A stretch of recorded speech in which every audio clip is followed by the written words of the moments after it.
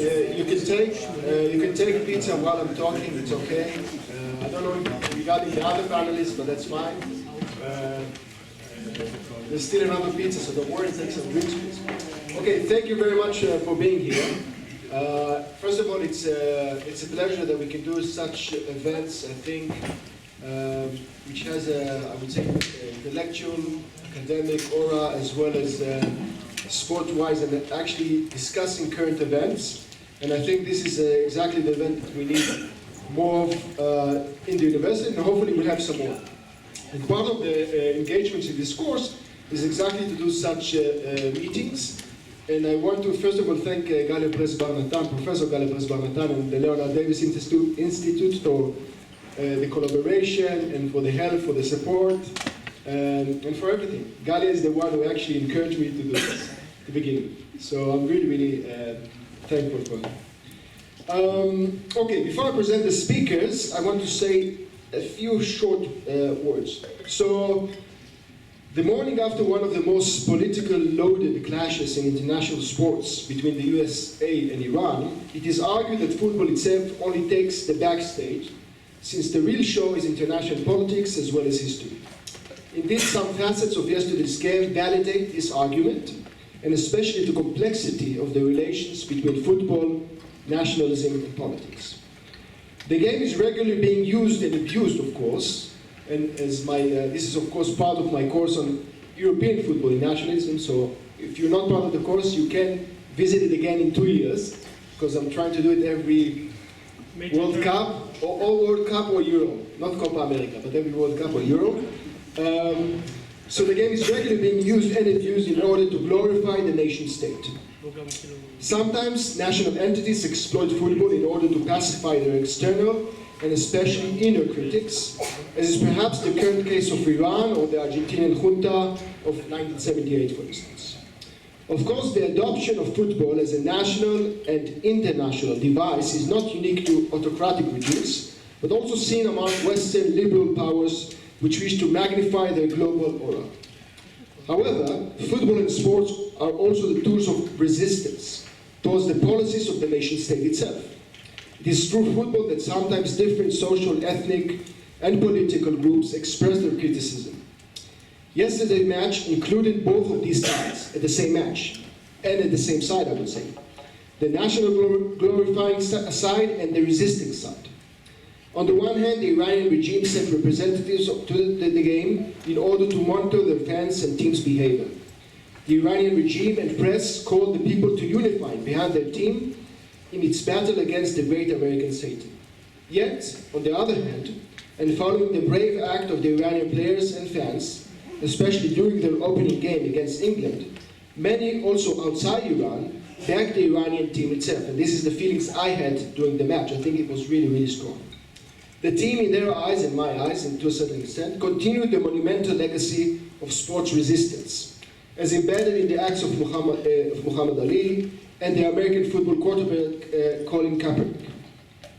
This example, not Kaepernick, but resistance, or the Iranian one, or the nationalism and resistance, if you want, to conclude these opening remarks, this example denotes the complexity of football and politics. Complexity, indeed, will be a central theme of today's panel, which I believe will present new views on the current World Cup. Now, let me open by presenting the first speaker.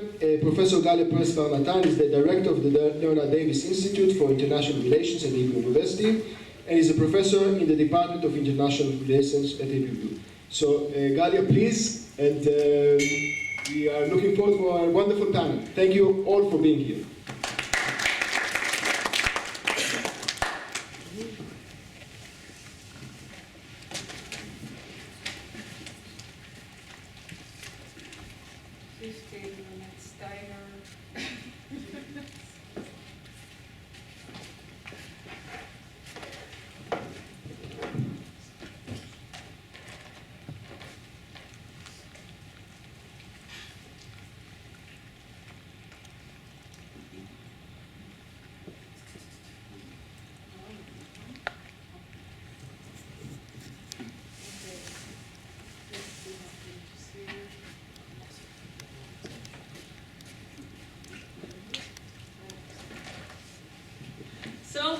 everyone. Thank you for coming. תודה רבה שבאתם. תודה עודד. Thank you, עודד.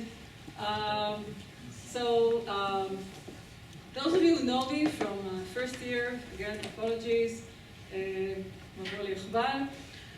what I wanted to do in my 15 minutes, and I'm not good with the timing, so that's why I put this thing on.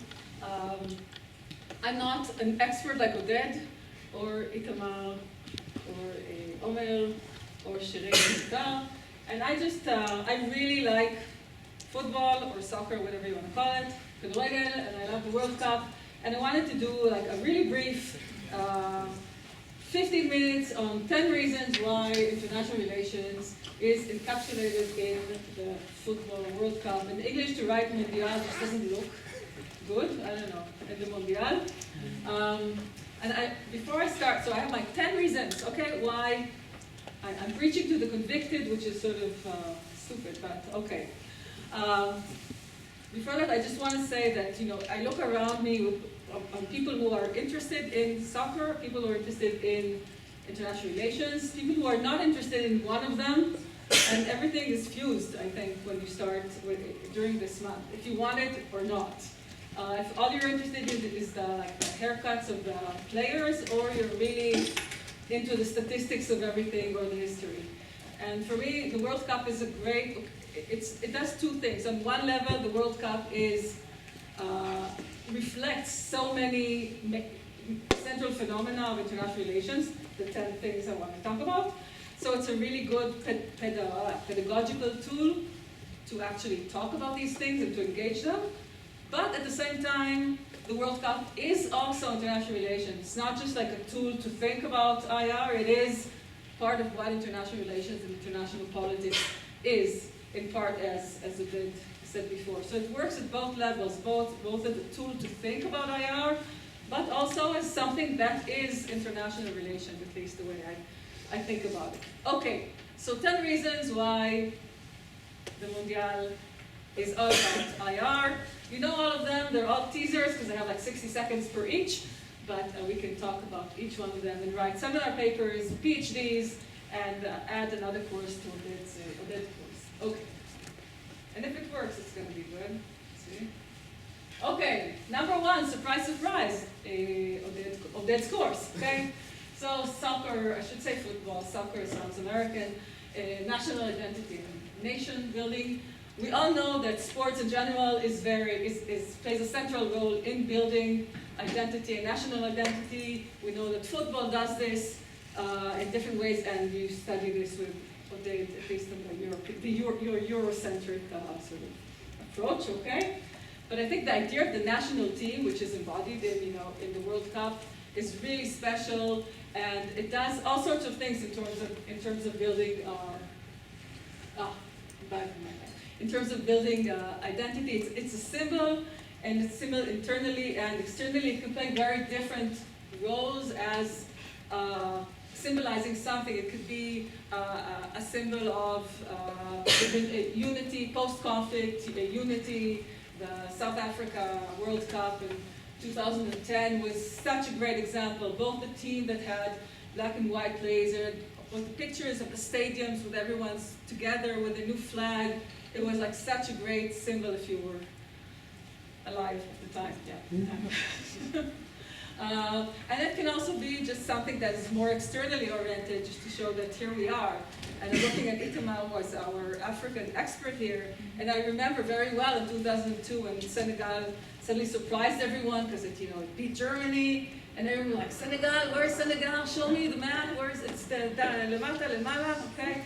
So it was a really nice example. Suddenly we're on the world stage. So to begin with, there's an internal reaffirmation element to this, to the society itself, and an external one vis-a-vis the world. And both of them always interact. I think they work together on other things as well.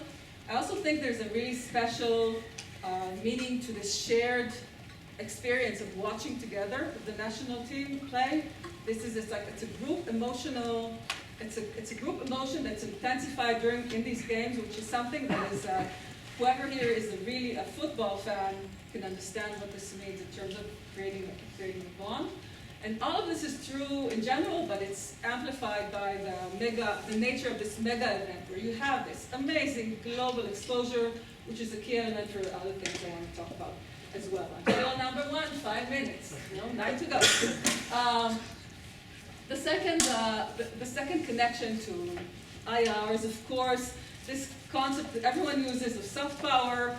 I assume all of you know what soft power is. This idea that you can actually change something by generating more attraction, winning hearts and minds, getting others to like you. There's a political element to this. There's a business element of bringing tourists. It's a big thing in IR, and clearly hosting a mega event is considered to be a tool to do this. It works at 2 levels, I think. One is actually your ability to show that you're able to host such a sophisticated, large-scale event, so you're like a modern, advanced state, you can actually do this. And then at the second level, there's trying to sort of plug in your own unique national fun elements that you want people to remember, like thinking about a kafia in a very positive, like Casper the Friendly Ghost, lighting from these current games. Of course, there's a double-edged sword here, because the fact that you get this global exposure for 4 years at least, if not more, also means that people are looking at you with more scrutiny. And if there are issues involved, as we've seen with Qatar, everything is amplified, so there's a risk involved in actually trying to win this soft power. And there's also a big question mark of how much soft power you can actually generate when there's a huge gap between your policies and your ability to attract.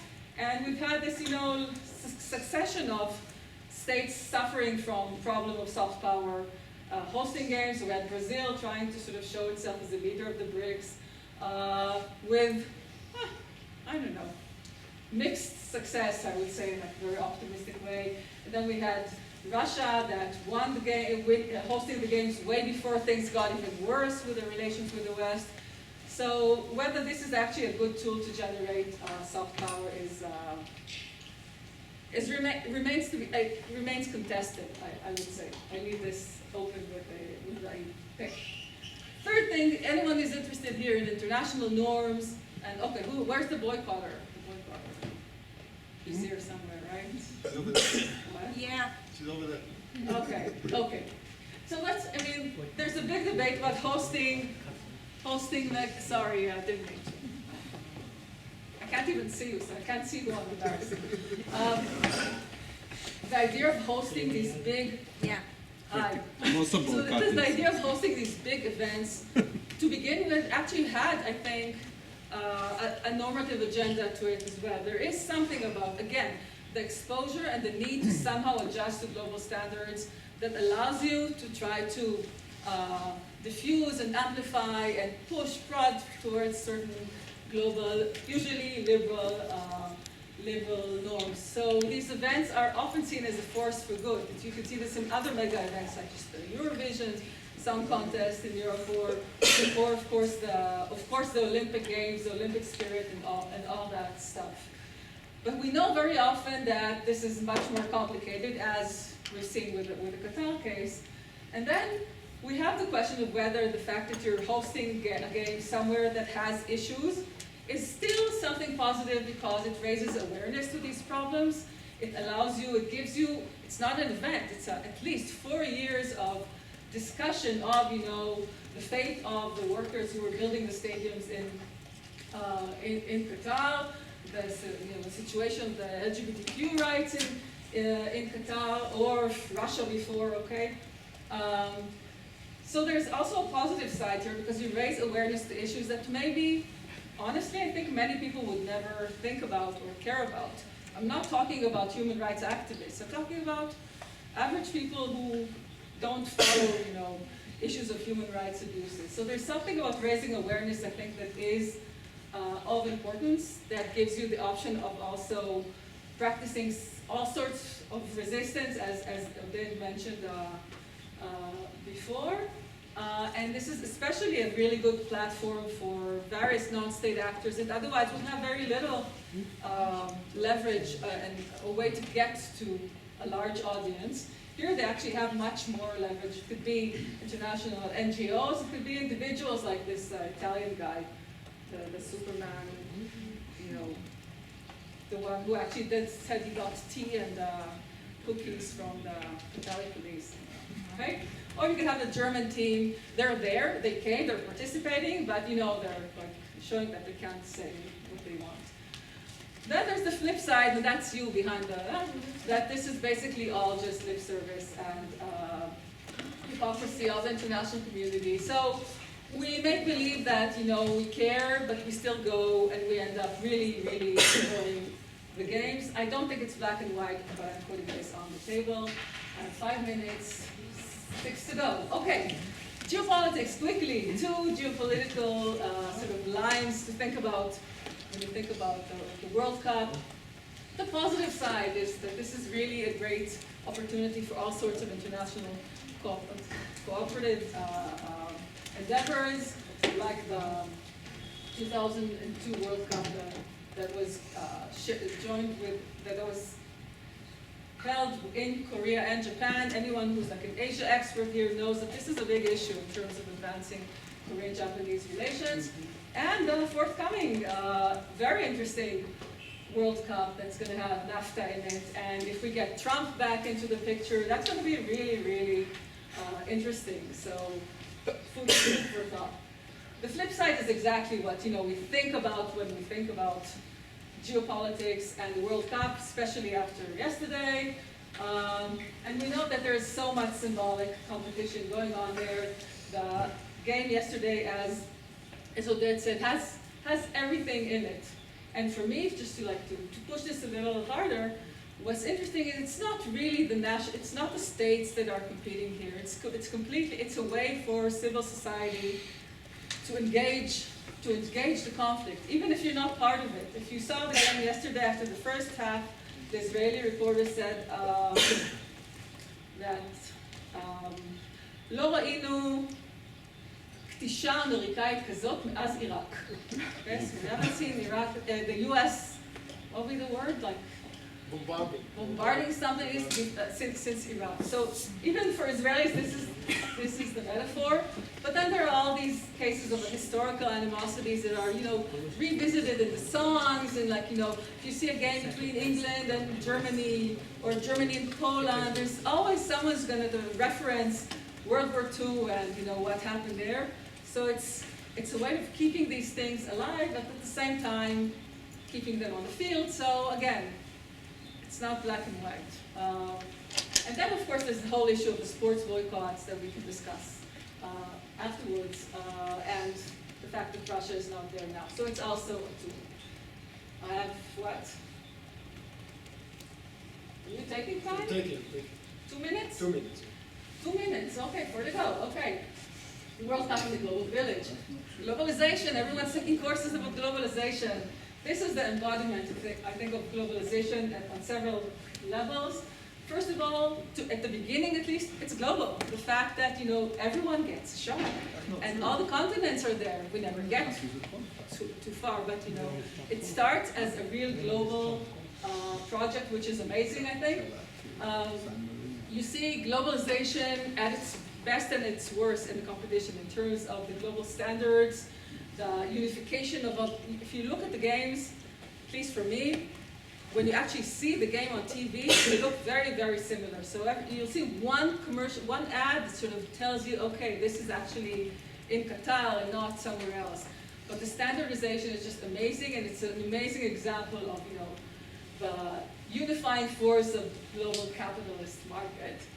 This being said, and I think that's, for me, one of the most interesting things about the World Cup, is that it really fleshes out the tensions between globalization, the nation state, and, you know, our identities as global citizens or as true nationals. We're in the age where the nation state supposedly is in decline.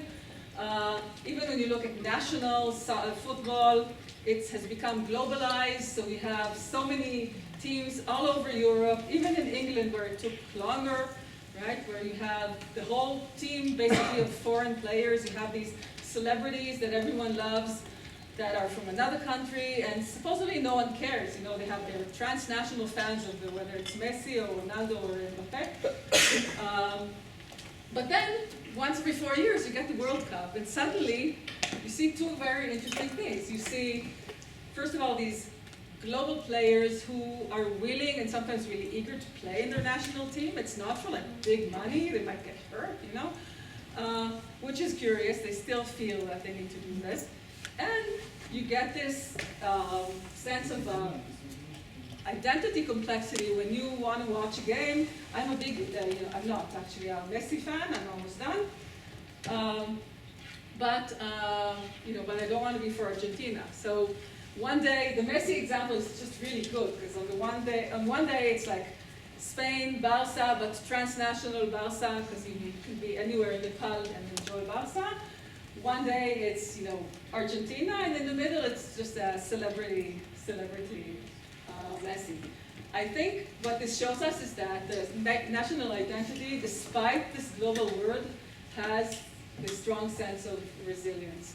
I won't go into the rest. I'll just quickly note I had to pay tribute, sorry, to Manchester United, which is just a really good example of how we have a team that plays in the English Premier League and has representatives and so many national teams during these games. Okay, so I think that's just a good example. You can see North-South relations in these games really, really well. Again, you see on the one hand how this sort of cuts the binary of North-South, because you have Northern and Southern hosts and winners and contenders. And you have the second level of exploitation and all that we've seen with the World Cup in Qatar, which makes like the darker side of the story. It's all about money at the end of the day. It's hard to see here, but the sponsors are still around. It's like really, really big money, and money makes the world go round, and you see this here as well. And finally, if we're interested in international organizations, remember these organizations that can do things. You have of course, FIFA here, and if you've seen the series about FIFA, then we're all like, very hostile and suspicious, but it's a really good question of whether international organizations that organize these big events, that bring money and reputation and exposure for everything I said before, can actually also be a force for good in terms of setting certain standards, pushing for certain domestic short-term or long-term reforms, and Shireen actually wrote about this, that are to condition the hosting of these things. You have research on this on the Olympic Games, and I think it's a really interesting point. But then you have FIFA and corruption, and that's that. So regardless of all of this, I hope you stick to IR. I hope you still follow the World Cup and just enjoy the game. Thank you very much.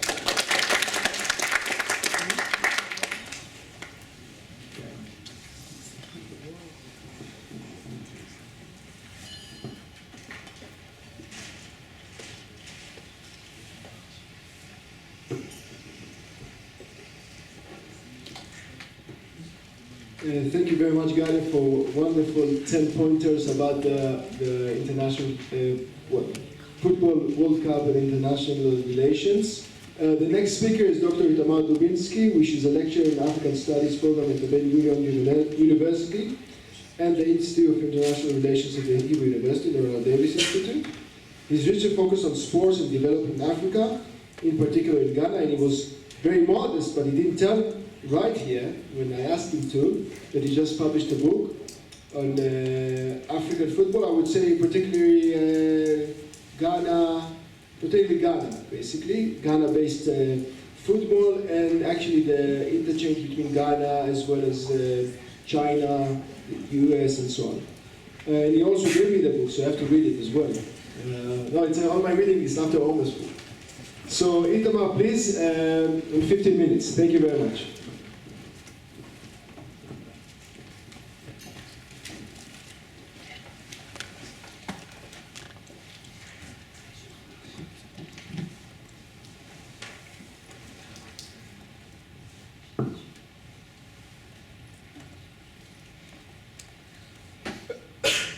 Okay, hi everyone, it's great to see everyone once again, and thanks Oded for organizing this wonderful panel.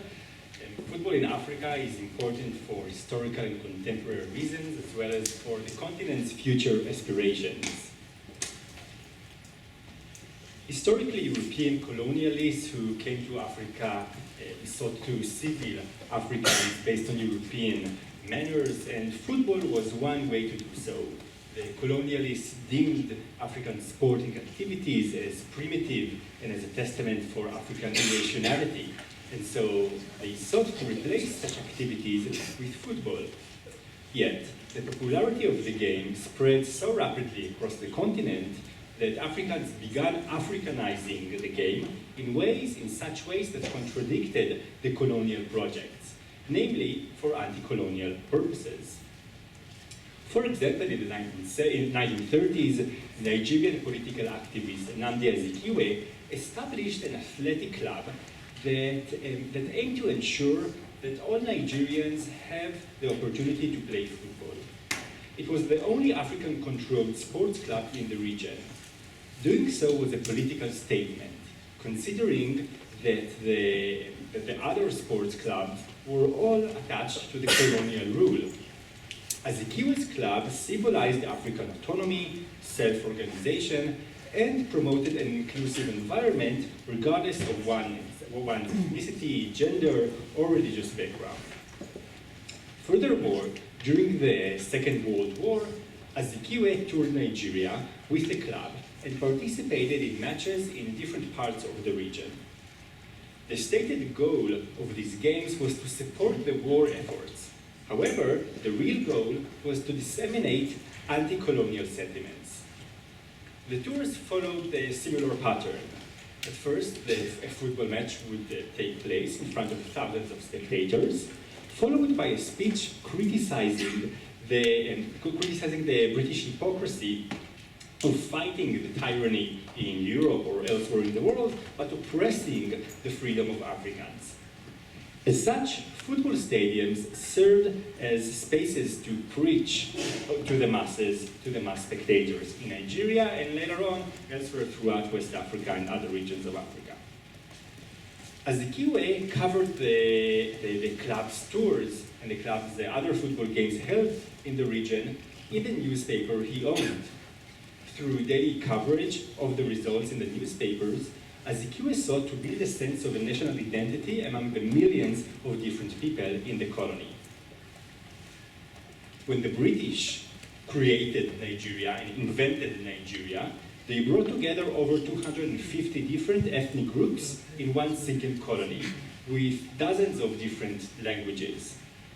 Azikiwe recognized the challenge of creating a mutual identity among all those different people, and so he maintained that football could serve as a cultural bridge among everyone that will contribute to the creation of a sense of a national unity.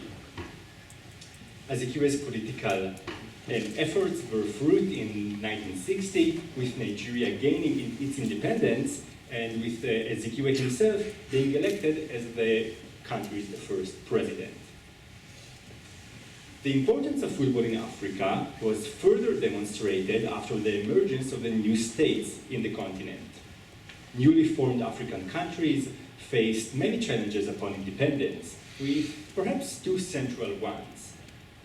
First, to explain to their citizens the idea, this notion of a nation. This was a new concept in many regions. Colonialism invented dozens of new countries and abruptly gave many of them independence. This process contradicted the creation of nations and states in Europe, for example, where it took hundreds of years to develop an understanding of what a state means and how it functions. Second, colonialism brought many different ethnic groups together that had nothing in common. Therefore, a central challenge among African countries and that African countries faced upon independence was the creation of a national identity that would glue these different ethnic groups together. African leaders, African heads of states recognized the potential of football to serve as a national unifier that would also publicly demonstrate how a nation looks like. For example, Ghana's first president, Kwame Nkrumah, promoted football as a tool to overcome ethnic division, generate a unified sense of Ghanaianness, and promote his Pan-African ideals. In particular, Nkrumah used football to promote African pride and African unity. To do so, he promoted the establishment of a continental competition, such as the African Cup of Nations, AFCON. Also under his direction, the national team in Ghana was nicknamed the Black Stars. The name derived from the name of a shipping line that aimed at increasing the trade between Africa and America. The person who came up with this shipping line was Marcus Garvey, a leading Pan-Africanist. The Black Star can also be seen on Ghana's flag, in various national symbols, as well as on these tournaments and on other jerseys that Ghana used to wear in the World Cups and other international competitions. Here you can see this year's World Cup shirt. The importance of football in Africa has been further demonstrated in the actions countries and individuals took against atrocities and human rights violations. The Confederation of African Football, known as CAF, played a pioneering role in the early 1960s in the struggle against the racial division and inequalities in apartheid South Africa. The members of CAF stipulated the participation of South Africa in the African Cup of Nations in sending a mixed-race team. When South Africa refused to do so, CAF unanimously banned South Africa from the tournament. This was the first international step taken against the apartheid regime, and it paved the way for additional cultural and also later on economic boycotts against South Africa. A more recent example comes from Ivory Coast. In 2005, the country was in the midst of a civil war, and that lasted already for like 3 years already. Attempts to bring the sides together to declare a ceasefire failed until October 8, 2005. The day Ivory Coast drew 1-1 with Cameroon, a result that guaranteed the country's place in the 2006 World Cup, the first time in the country's history. As a TV reporter broadcasted from the team's dressing room, Didier Drogba, the star of the team, took the microphone and directly spoke to the nation, pleading to stop the fighting. Drogba said, "Men and women of Ivory Coast, from the north, south, center, and west, we prove today that all Ivorians can coexist and play together with a shared aim to qualify for the World Cup. We promised you that the celebrations would unite the people. Today we beg you on our knees," and indeed on cue, Drogba gave the players surrounding him fell on their knees, and Drogba continued, "The one country in Africa with so many riches must not descend into war. Please lay down your weapons and hold election." Then Drogba and all the various players sang joyously, "We want to have fun, so stop firing your guns." This interview reached millions in Ivory Coast, reinvigorating the negotiations between the fighting sides. When a ceasefire was reached a few months later, a National Reconciliation Committee was established, and Drogba was chosen to serve in it. Drogba might not have brought the war to an end, but he is widely recognized in the country and the UN as having a major influence on that process. Later, Drogba's contribution was recognized by the UN as he was appointed an ambassador of goodwill. While he hasn't yet made the transition into the political life, other former players have. Notably, the current president of Liberia is George Weah, who enjoyed a very successful football career. He has been able to harness his popularity as a footballer to gain political power, which is another manifestation of the importance of football in Africa.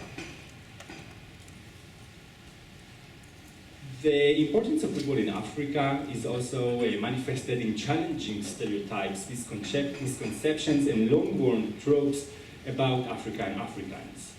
In the 1930s and 1940s, African footballers who migrated to France were not received as equals. In addition to earning lower salaries compared to their French teammates, only players who played in attacking roles could earn a contract in France. This limitation stemmed from a European belief in an inherent African inferiority in understanding the game and in an African superiority in terms of physical abilities.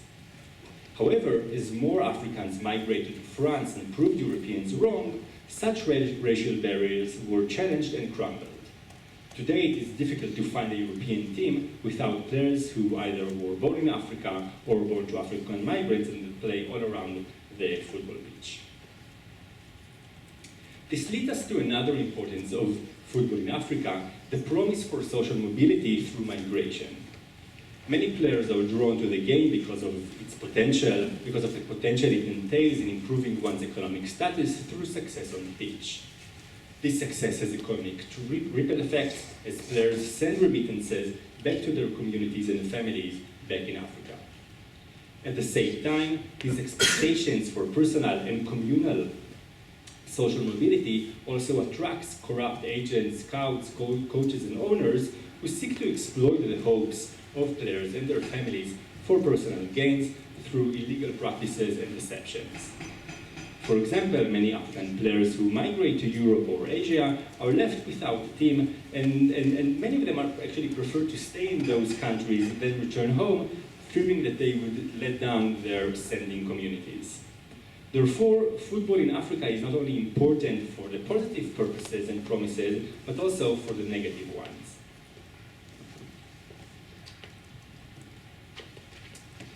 Football in Africa is also significant to challenge gender barriers and promote gender equity.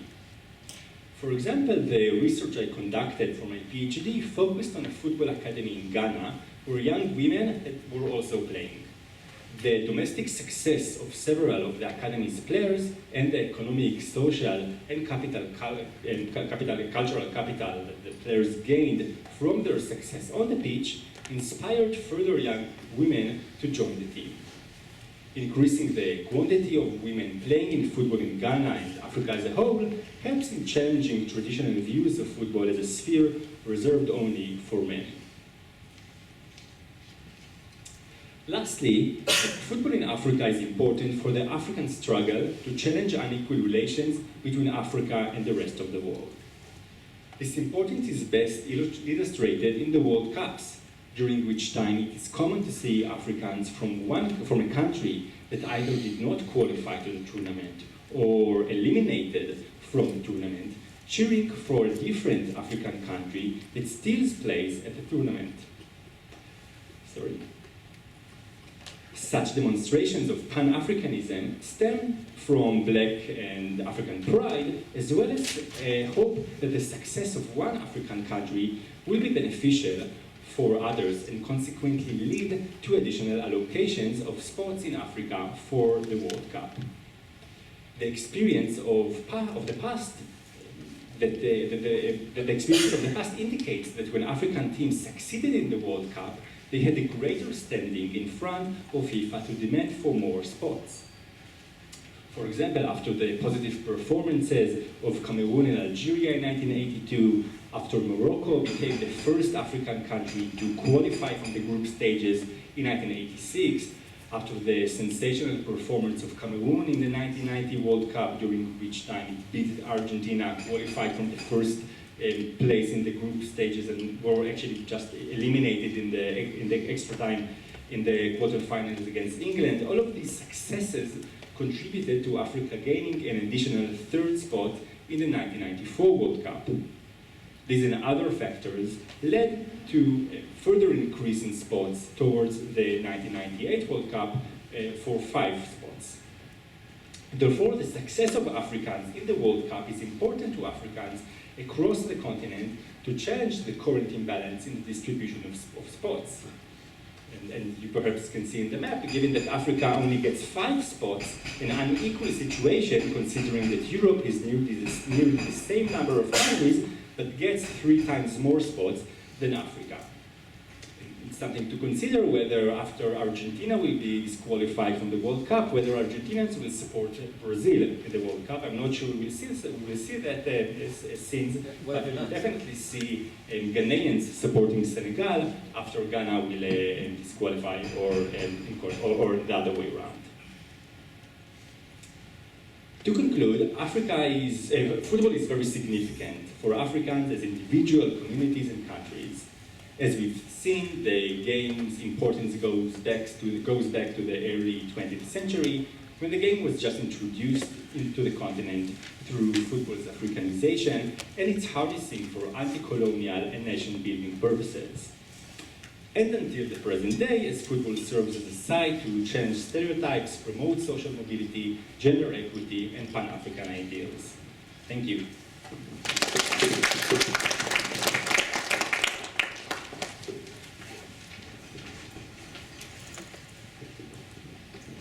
I liked Itamar's assumption that Argentina will already be disqualified.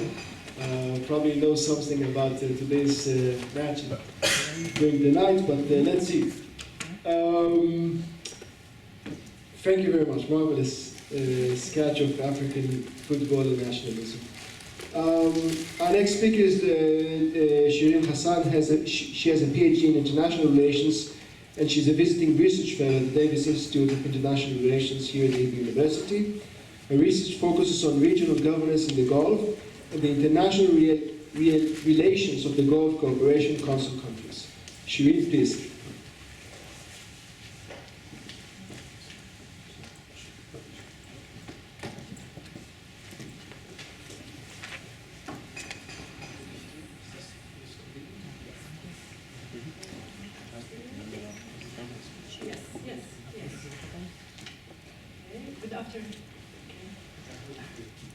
Good afternoon.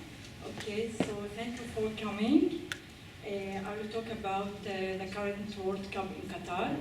So I will start by saying that the controversy around the current edition of the World Cup reaffirms the tight connection between politics and sport. Actually, after 10 days of play in this Mondial, we can observe more and more instances in which politics cast a shadow on football. We can trace the major influence of politics on sport in all World Cup competitions and other sporting events. Take, for example, Russian ban from the event due to its invasion of Ukraine, or previously the ban of Germany and Japan to play in the 1950 World Cup. But in this World Cup, politics has taken a central stage, as many players have taken a stand in human rights issues, while Arab fans have shown their solidarity with the Palestinians carrying huge banners and the Palestinian flags. While Qatar and FIFA insist in focusing on sport and enjoying the world elite teams, major European countries are accused by Qatar of using this occasion for agenda setting. According to Qatar's media, Western countries led an unprecedented campaign of incitement against Qatar and even called on boycotting the tournament altogether. Before elaborating more in this connection, I'd like to start my talk with raising two important questions.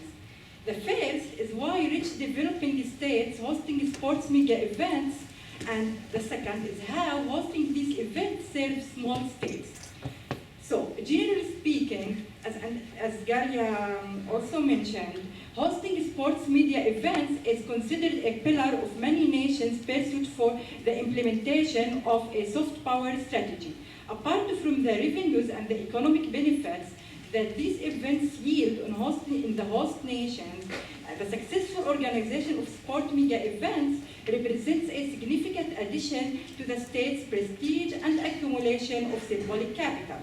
In theory, the hosting of sport media events is a practice of public diplomacy. It offers host states an opportunity to project and boost their soft power capabilities regionally and also internationally.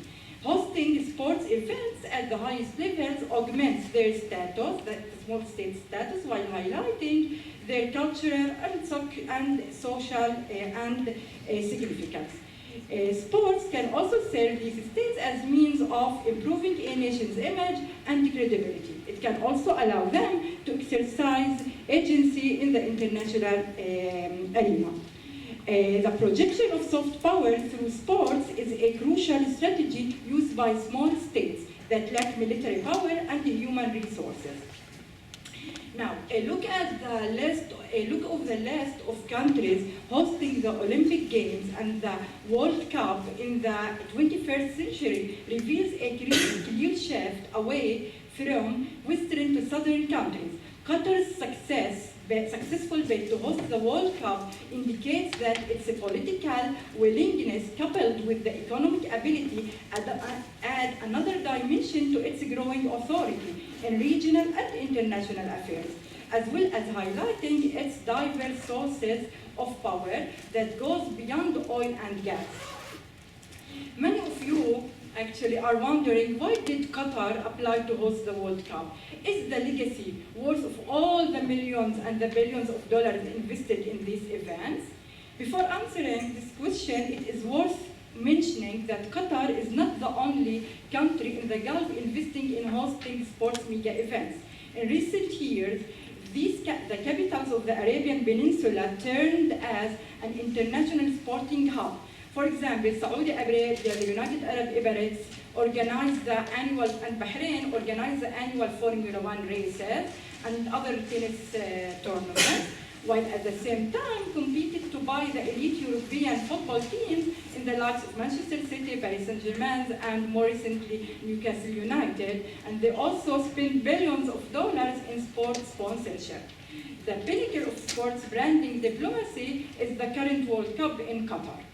Now, the GCC leaders are aware of the potential significant positive influence of hosting sporting media events in their citizens' social and psychological and also health aspects. Qatar, a country that lacks football heritage, failing to even qualify for the World Cup, it's successful to host the World Cup, encourages hope that it's successful hosting of the World Cup will encourage youngsters to play the sport. These efforts pay dividends when Qatar snatched the latest edition of the Asian Cup. My basic argument here is that Qatar's objectives for hosting the World Cup go far beyond image and appearance. It has already proved itself as a proactive player in regional affairs. Few years since the exploration of natural liquefied gas, Qatar has gradually emerged as an active player in regional affairs. During the 2000s, for example, Doha carved for itself a leading diplomatic role with conflict mediation initiatives. After the Arab Spring, Qatar has also become a game changer, influencing others and leveraging policies. This is thanks to its economic wealth that extends beyond the Gulf region. Now, those of you who saw the opening ceremony can also notice that the opening ceremony of the World Cup highlights Qatar's objectives of attracting people worldwide to its Islamic culture and Arab tradition and modern infrastructure, focusing on bridging differences and also inclusion. The small country like Qatar wishes to reap political benefits. For an authoritarian regime like Qatar, which hardly possesses attractive domestic political values, the hosting of the World Cup can show the world that it also advocates and champions universal norms associated with sport.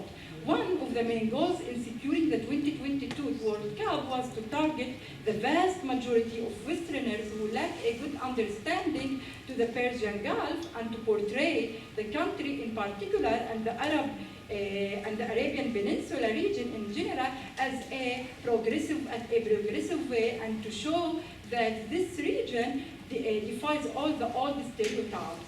Another goal is strengthening tourism through branding the region as a sporting playing field as part of the GCC's state's economic diversification visions. Yet, the strategy of using sports as a soft power strategy may backfire. As Qatar case demonstrates, exercising soft power strategy within sports carries some reputational risks. The soft disempowerment has been most acutely witnessed through international responses to human rights and organizational issues. Besides, the cost of hosting the World Cup is an expensive image-building exercise. Countries burdened with negative national stereotypes are expected to gain from sport media events in terms of prestige and image.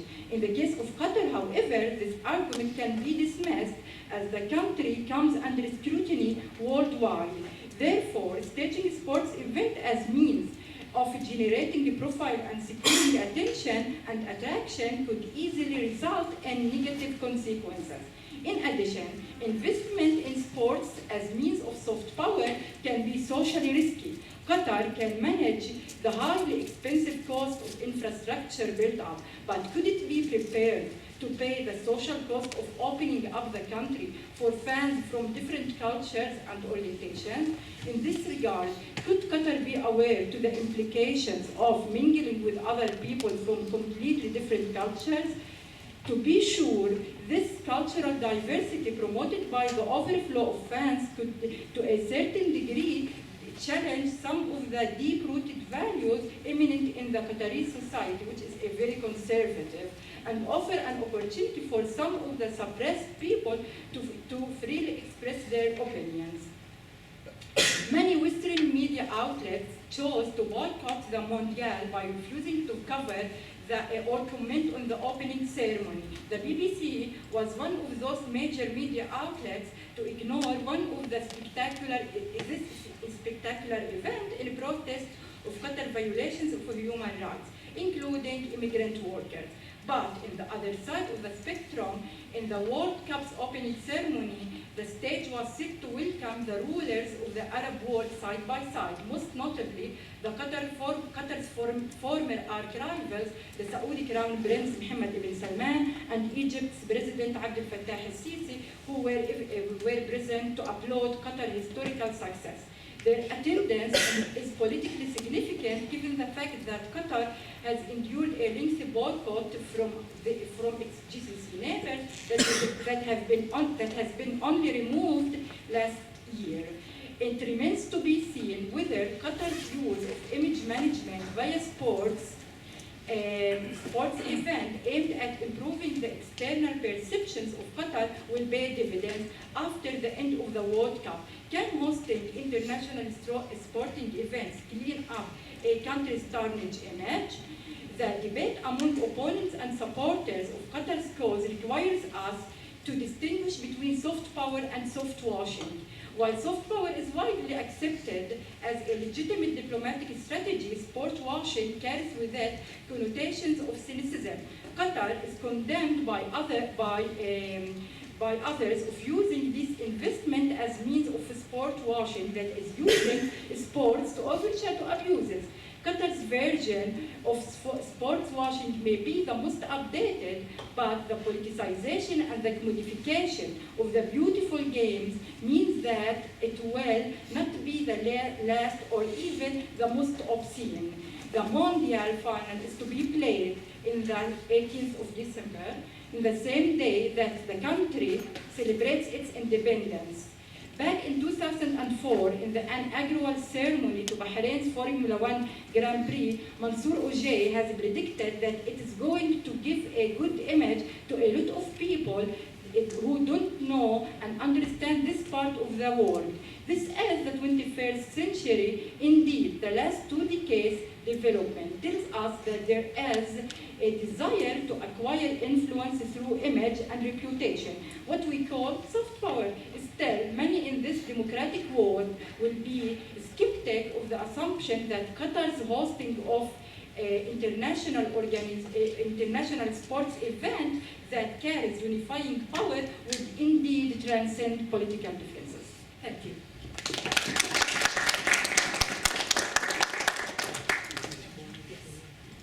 Thank you very much, Irene. Wonderful overview of Qatar and sports and football in the Arab world, the Arab Gulf. I will now switch to Hebrew. Our last speaker, and of course there's time for questions afterwards, and there's more pizza here as well, including water. But our last speaker, which I also need to read his book, and I bought his book in his wonderful event 3 months ago in Valdir, something like that. 4 months ago, almost there. is דוקטור רום עינב, מלמד במכללה האקדמית הדסה, ומחבר 2 ספרים. עומדים בשער שיצא השנה, ובעצם מתאר את כדורגל בישראל פלסטין בתקופת המנדט, ונשאר פה לעולם הקיבוץ המאוחד גם השנה, וואי. הוא אומר כל הכבוד. שני ספרים בשנה זה הישג מעולה, ואני מאוד מאוד מצפה לדבריך. תודה רבה.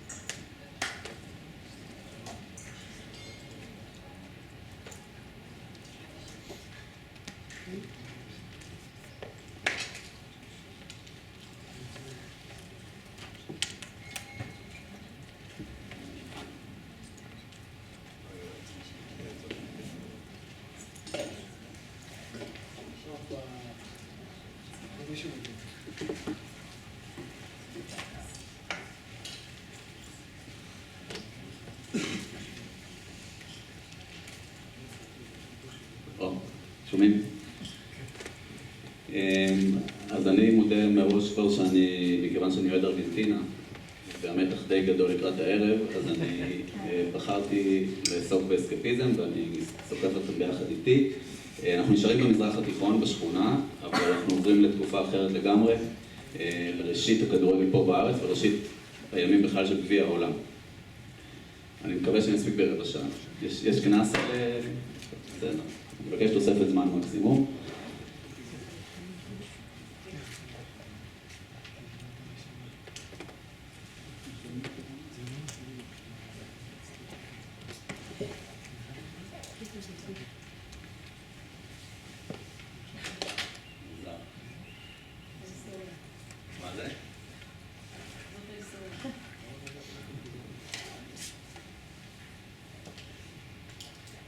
עומר, עוד פעם איזה? כן, יש פה איזו בעיה שאני לא מבין לגמרי.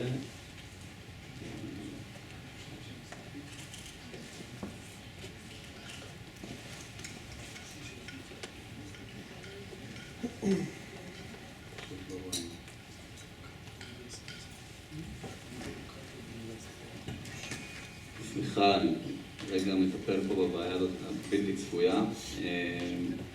מה שהולך לקרות למסי עוד כמה שעות, שהוא יבין שאין לו עם מי לשחק. אוקיי. כדורגל הגיע פה לארץ הזאת לפני הרבה שנים, עוד לפני התקופה הבריטית, למעשה בשלהי התקופה העות'מאנית. מישהו מזהה את המקום הזה? אינקל? מה לך? זה אינקל? לא, ממש... המילה? כן, ליד גן החיות. שער הפרחים, מכירים? צפונית אליו. ימי שלהי התקופה העות'מאנית, אזור 1910, משחק שם שרואים בו בקהל כל מיני אנשים בלבוש מסורתי. את הציטוט הזה של יוסף יקותיאלי, שהוא מדבר בעצם על כדורגל שהיה פה לפני המלחמה הגדולה, לפני 1914. היה פה כדורגל, המקום הראשון שבו נבעט כדור לא רחוק מכאן, זה מיסיון סנט ג'ורג', גם מאוד קרוב לפה.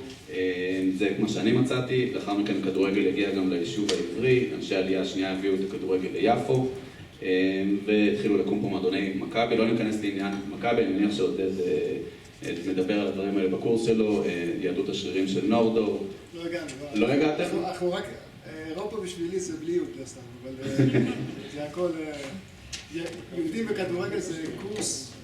יהודים בכדורגל, אתה יודע, זה ספר שהוא יותר קצר אפילו מספר הניצחונות של הצבא האיטלקי, אבל כדורגל, כמו שיחקו פה מועדוני מכבי שנוסדו באירופה והגיעו לכאן. המלחמה הגדולה, מלחמת העולם הראשונה, די חרבה פה את התשתית של הכדורגל, מכיוון שהרבה אנשים מתו, חלו, גורשו, נאסרו, ולכן היה צריך להמתין עד שיבואו לפה הבריטים בריטים הם גם המעצמה ששולטת פה מ-1917, מהרגע שפילד מרשל אדמונד אלנבי עולה למעלה ממצרים וכובש פה את הארץ, וזו גם מולדת הכדורגל. המקום שפה הכדורגל המודרני נולד באמצע המאה ה-19, ולכן הם באים לפה ולמעשה ממסדים מחדש את המשחק הזה שהתפרק בימי מלחמת העולם הראשונה, המלחמה הגדולה, ומקפיצים פה את כל הכדורגל כמה דרגות למעלה. יש פה ציטוט שאני מאוד מאוד אוהב של הלורד נורת'קליף. לורד נורת'קליף הוא המוציא לאור של הדיילי מייל והדיילי מירו.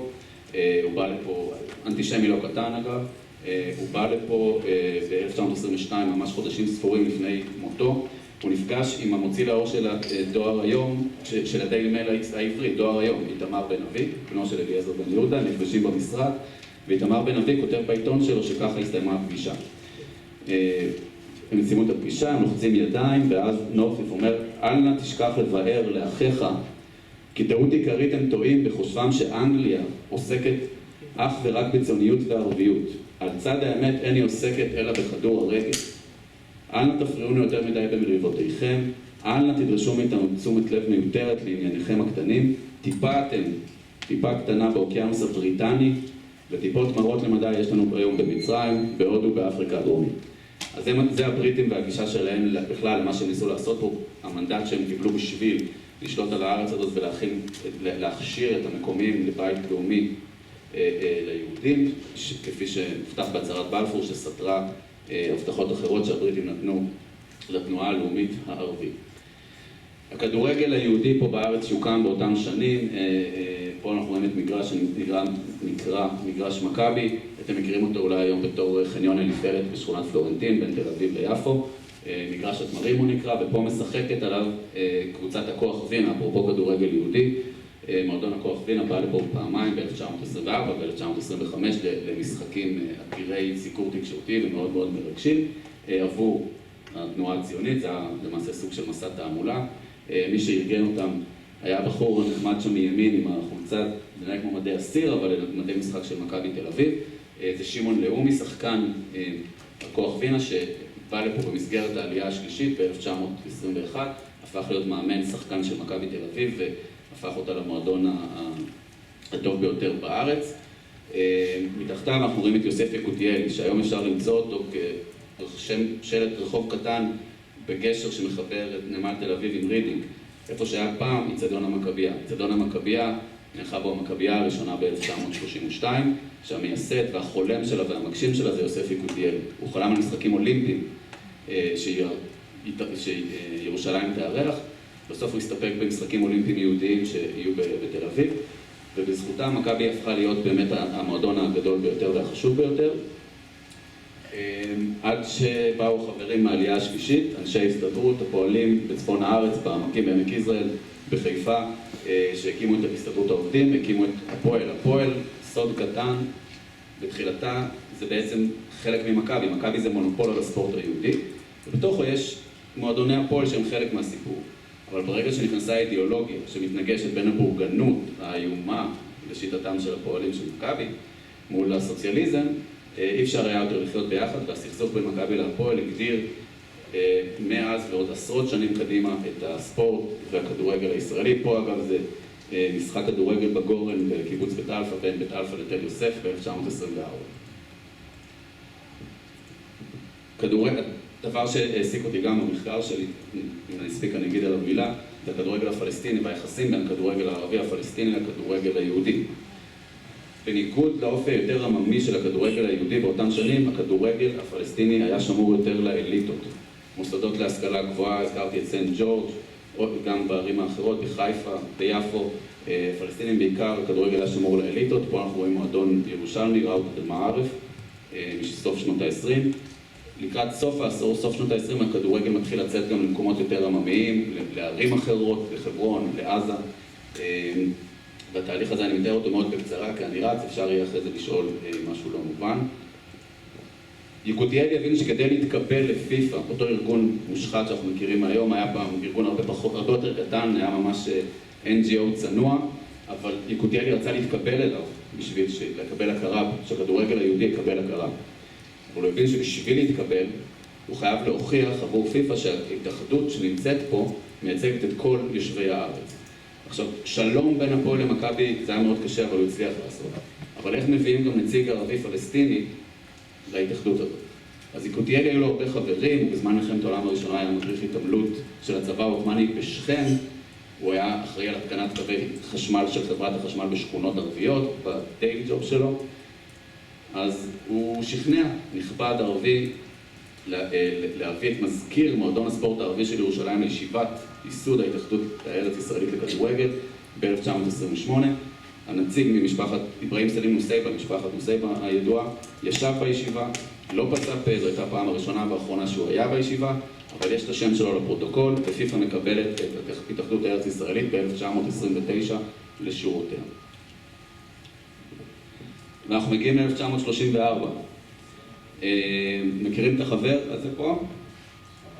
מוחמד סלאח שמו. היום הוא אחד הכוכבים הגדולים בעולם, הוא לא הצליח להגיע לקטר, זה די טרגי מבחינתו כי זה מונדיאל קרוב לבית, אבל זה מפגש מצרי-ישראלי בשנת 2013 כשבאזל, המועדון פה, סלאח שיחק, הגיע לשחק נגד מכבי תל אביב, אותה מכבי תל אביב שהזכרנו. סלאח לא רצה להגיע, בסוף הוא מקבל כסף על העבודה שלו, היה חייב להגיע, הכריחו אותו, הוא הגיע, והמחאה שלו כנגד ישראל הייתה הושטת אגרוף במקום לחיצת יד לפני תחילת המשחק. אבל מה שאני רוצה להגיד לכם שפעם היחסים בין הציונות למצרים בשדה הספורטיבי היו אחרים לגמרי. כדורגל המצרי, כמה זמן יש לי עוד? 5 דקות. כדורגל המצרי, זה ההתפתחות שלו בקצרה. כל מה שמופיע פה בסוגריים בכחול זה למעשה מה שקרה במסד הספורט הציוני. כלומר, מצרים הייתה מעצמת ספורט אזורית, היא הייתה המרכז הבריטי, האימפריאלי פה במזרח התיכון, כתוצאה מכך גם הפכה למדינת הספורט המפותחת ביותר. שני המועדונים הגדולים שלה שהוקמו עוד לפני מלחמת העולם הראשונה, השתתפו באולימפיאדה, הם התקבלו לפיפ"א, כל פעם כמה צעדים לפני ההתאחדות הארץ ישראלית. ההתאחדות הארץ ישראלית התקבלה לפיפ"א בהמלצת ההתאחדות המצרית, ושוב בזכות הקשרים של יקותיאלי. היו קשרים ענפים מאוד בספורט בין הקבוצות הארץ ישראליות היהודיות לבין מועדונים ממצרים, ולא רק ממצרים, גם מלבנון, גם מסוריה. הרבה מאוד משחקים וקשרי גומלין שהתקיימו באותן שנים. בשנים 1930 עד 1935 יש להם פה מדגם של ידיעות מהעיתון, עיתונות ערבית, עיתונות יהודית, עיתונות בריטית, שמתארים את המשחקים. באמת אין ספור משחקים. לדוגמה, בתמונה פה רואים ב-1930 נבחרת ארץ ישראל, או פלסטיין, שיוצאת למצרים לשחק נגד מועדונים מצרים, ויוצרת שערורייה ענקית, כי על המדים יש את האות P, האות P פלסטיין. איפה המגן דוד? אין מגן דוד, וזו סיבה לשערורייה גדולה ביישוב היהודי בעקבות הדבר הזה. מיותר לציין שמתוך הנבחרת הזאת 15 שחקנים יש סך הכל, 9 בריטים, 6 יהודים. כשהכוח וינה שיחקה נגד נבחרת פלסטיין ב-1924, נבחרת פלסטיין זה אך ורק שוטרים וחיילים בריטים, להבדיל. אבל הדבר הזה השתנה ככל שהזמן חלף, ועכשיו אנחנו חוזרים להסתכל שנייה ברמה הגלובלית. בכל זאת, אני גם בוגר חוג ליחב"ל ואני מחויב לזה. גביע העולם. פיפ"א הסתכלה על כדורגל עולמי וראתה שהטורניר הדומיננטי ביותר והיוקרתי ביותר זה טורניר הכדורגל במשחקים האולימפיים. שם הייתה מונחת כל היוקרה בשנות ה-20 ועוד לפני כן, והם כבר הבינו שכדורגל זה תרנגולת שמטילה ביצי זהב, ולכן כדאי לעשות טורניר נפרד למשחק הזה, וב-1930 הדבר הזה מתארגן לראשונה באורוגוואי, זאת אלופת העולם הראשונה, נבחרת אורוגוואי. טורניר שאף אחד לא רוצה לנסוע אליו כי הוא בקצה השני של העולם, זה יקר, זה ארוך, רק 13 נבחרות בכלל מגיעות לשם, כל שאר נבחרות בעולם בכלל לא רוצות להגיע, בייחוד מאירופה. אבל ב-1934, ואפרופו הלבנה של משטרים אפלים, אז ב-1934 איטליה של מוסוליני, איטליה הפשיסטית, מארחת את משחקי גביע העולם, ומכיוון שהמשחקים באירופה הרבה יותר קל ואטרקטיבי להגיע, ויש הרבה נבחרות שרוצות יותר ממה שיש מקום, ולכן עושים את הדבר שאנחנו מכירים אותו עד היום כמוקדמות. מוקדמות גביע העולם, ואליהן גם בהן רוצה להשתתף ההתאחדות הארץ-ישראלית, נבחרת ארץ ישראל, פלסטיין, היא מוגרלת לבית האפריקאי-אסייתי, עם טורקיה ומצרים. בית משולש, משחקים שאמורים להיות משוחקים בקהיר, טורקיה מסיבותיה שלה פורשת, ואז נותרות רק ארץ ישראל ומצרים. קובעים שני משחקים, ראשון בקהיר, 16 במרץ 34, השני בתל אביב, ב4 באפריל 34, התרגשות אדירה פה ביישוב, חבילות כרטיסים שנמכרות, אוהדים עושים ברכבות לקהיר, התרגשות גדולה מאוד.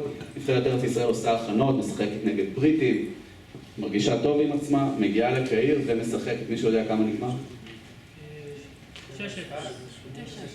6-1. אתם באזור. נבחרת ארץ ישראל כבשה שער בקהיר, שזה יפה מאוד, היא חטפה כנגד 7. המשחק נגמר 7-1, השער של נבחרת ארץ ישראל גם היה עצמי. אז אני לא יכול להגיד לכם על איזשהו שער ציוני שנכבש שם. המשחק נגמר 7-1, כמובן שבדיווחים בעיתונים העבריים בימים שאחרי, כתבו כמה העיתונות המצרית החמיאה לנבחרת הארץ ישראלית. בסדר? והתמונה שאתם רואים פה זו תמונה ממשחק הגומלין בתל אביב, בחול המועד, פסח 1934. הכוכב המצרי מחמוד מוכתר, טץ', קוראים לו טץ', שבמה שאני למדתי לפחות בערבית מצרית זה תינוק שלומד ללכת. למה? כי הוא היה מאוד פעלתן ונגח בכדור, ועל המגרש היה כמו תינוק שלומד ללכת. הוא פה עם הקפטן היהודי, גז הפוק, שחקן הפועל חיפה.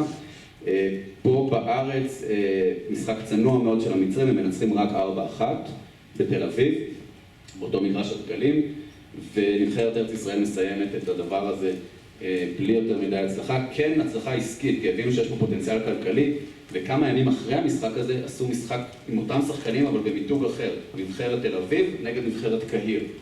ומזה פשוט מרוויחים כסף וגוזרים קופון. כמו שגלי הזכירה, יש כסף מעורב בסיפור הזה, היה אז וגם היום, גם אז שכדורגל לא היה לגמרי מקצועני. היחסים... זהו? לא, ככה זה את ה... אוקיי. אז זה אני אדלג, אני פה רק במילה. היחסים בסופו של דבר, דיברנו על 34, ב-36 כבר יש מרד, מאורעות תרצ"ב תרצ"ת, ויש לחץ פלסטיני אדיר על המצרים והלבנונים להפסיק את הקשרים הספורטיביים עם ההתאחדות הארץ ישראלית, והדבר הזה קורה, יש כל מיני סצנות ממש סוריאליסטיות של מועדון מצרי שמשחק עכשיו בחיפה נגד מועדון יהודי, ואז בעקבות לחץ של המופתי שאומר מה פתאום, מה אתם עושים, כעבור יום מארגנים משחק נגד מועדון פלסטיני. המצרים בסוף לא עמדו בלחץ והפסיקו את הקשרים ב-35. הם חודשו, זה אותו מחמוד מוכתר הג'ש, שהיה איזה מאמן של קבוצת אל-עלי, מועדון הפאר, שחזר לפה ב-1943. אני לא אספיק לעסוק בפרשה הזאת, אני רק אתן לכם עוד כישלון אחד, כישלון שקראתי לו בכותרת של ההרצאה, כישלון ההעפלה, כי ההעפלה דווקא הייתה מפעל מאוד מוצלח בתולדות התנועה הציונית, אבל ההעפלה לגביע העולם פחות. 1938, גביע העולם עובר למדינה דמוקרטית, בשם שינוי לצרפת. זו הכרזה. נבחרת ארץ ישראל מוגרלת, הפעם יש שני שלבים של מוקדמות. היא מוגרלת לשחק נגד יוון. מי שתנצח ביניהן, תשחק מול הונגריה. כלומר, ארץ ישראל ויוון רבות מי תופס מול הונגריה, שהיא מעצמת כדורגל עולמית. המשחק הראשון היה אמור להיערך בנובמבר 37 בתל אביב. הוא נדחה, תראו שאין חדש תחת השמש, הוא נדחה בגלל שהיה אז מרד, המצב הביטחוני היה לא טוב, היוונים חששו להגיע, לכן הוא נדחה בחודשיים. בינואר 38 הוא נערך בתל אביב, במגרש שהיום מה שיש שם זה נתיבי איילון, מערבית לשכונת התקווה. 3-1 ליוון, יש בסרטון, לא אספיק להראות לכם את הגול, לא, זה... בסרטון מראים שער אחד, את השער של נבחרת ארץ ישראל, וככה הוא נגמר, זה יומן החדשות. אז מי שראה את יומן החדשות חושב שנבחרת ארץ ישראל ניצחה. 3-1 ליוון זו תוצאת האמת. בפיראוס, הפסד מכובד מאוד של ארץ ישראל, רק 1-0. יוון קיבלה את הזכות להיות מובסת על ידי הונגריה ולעוף לפני שגביע העולם מתחיל. אבל אלה בעצם שני הסיפורים של הכישלון. נבחרת ארץ ישראל שהפכה להיות נבחרת ישראל ב-1948, לא הגיע מאז, סליחה, רק נראה לכם פה אם אתם רוצים לנסוע למשחק ביוון, 3.95 לירות ארץ ישראליות, אני לא יודע להגיד כמה זה יקר, אבל מחיר שווה לכל נפש, זה הסיפור של זה. הפעם היחידה שנבחרת ארץ ישראל או ישראל הצליחה להפיל לגביע העולם מאז ועד היום, הייתה ב-1970, ופה רואים את הנבחרת הזאת, עולה לשחק בפעם הראשונה במקסיקו, לפני, היא משחקת נגד, אנחנו סוגרים פה מעגל, אורוגוואי, אלופת העולם לשעבר, ומארחת המונדיאל הראשון. אפרופו מונדיאל וגביע העולם, צריך להגיד גביע העולם, אז זה בסדר, וורד קאפ זה המינוח, מונדיאל, אפשר, מה שנקרא זה הכינוי הלא רשמי לפחות בעברית. זו הנבחרת, ישראל מאז לא הצליחה להפיל, ב-2026 יש 48 נבחרות שתשחקנה במונדיאל בארצות הברית, קנדה, מקסיקו. אמרתי קודם, לפני הפאנל, שאני משוכנע שישראל תמצא את הדרך לא להפיל גם למונדיאל הזה, אבל אני בהחלט מאוד מאוד מקווה שכן. וגם אגב אולי נבחרת פלסטין תצליח להפיל, כיוון שהרחיבו את מספר הנבחרות, דרך אסיה היא משחקת. וזהו, דילגתי על הרבה נושאים, מי שמתעניין, עודד הזכיר את זה, הרבה ממה שדיברתי ועוד נושאים נוספים נמצאים בספר שלי שיצא השנה, ומדבר על היחסים בין יהודים לערבים בתקופת המנדט דרך כדורגל. תודה רבה.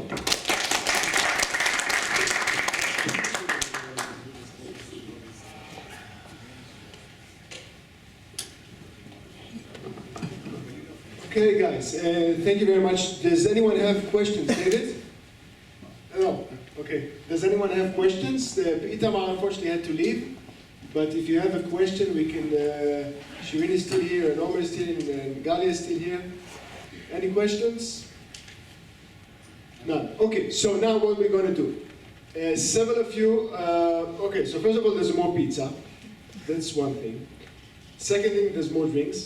Third thing is that I have a location, I mean I have popcorn as well, so we can all go and meet, I have a reserved room for watching both games actually. What I want to do is actually see both Australia, Denmark, and Yossi is a bit sad about that, but we can, the promise was for France, Tunisia, even though it's, Tunisia could still qualify, no? Okay. Yes. Okay.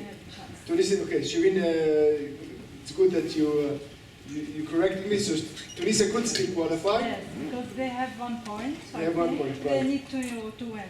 Okay, okay. So if you want to, who wants to come to see the game? I have popcorn as well as more pizza. So I have several people who wanted to come. We can meet, let's say, it's 4:10 now. Can we meet, do you know, you all know where the European Forum is? If you want to come? Okay, so let's meet at the European Forum next to the usual room, and from there we'll go to the game. Okay? Good. Thank you very much. I want to thank Galia Prisma and Nathan again.